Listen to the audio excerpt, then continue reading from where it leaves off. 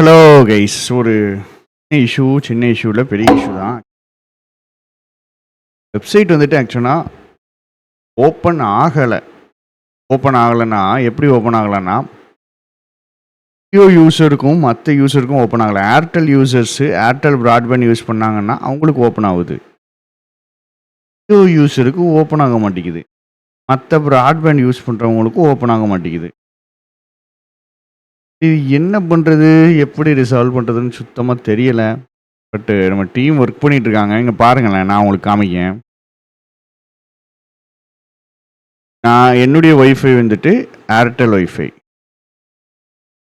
Click பண்ண உடனே open ஆயிரும். நார்மலாக எல்லாம் இருக்கிறது இருக்கும். இப்போ புதுசாக இதை லான்ச் பண்ணோம், இது கூட இருக்குது, எல்லாமே இருக்குது. பட் ஏர்டெல் யூசர்ஸுக்கு வந்துடுது, மற்ற யூசர்ஸுக்கு வரல. இது பார்த்தீங்கன்னா இவ்வளோ நாள் இந்த ப்ராப்ளம் இல்லை.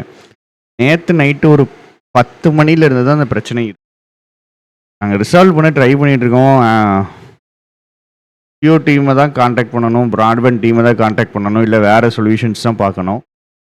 ஸோ அது வரைக்கும் கொஞ்சம் அட்ஜஸ்ட் பண்ணிக்கிடுங்க. மெயினாக இதுதான் சொல்ல வந்தேன். வெப்சைட் ஓப்பன் ஆகலை நீங்கள் பதற வேண்டாம்.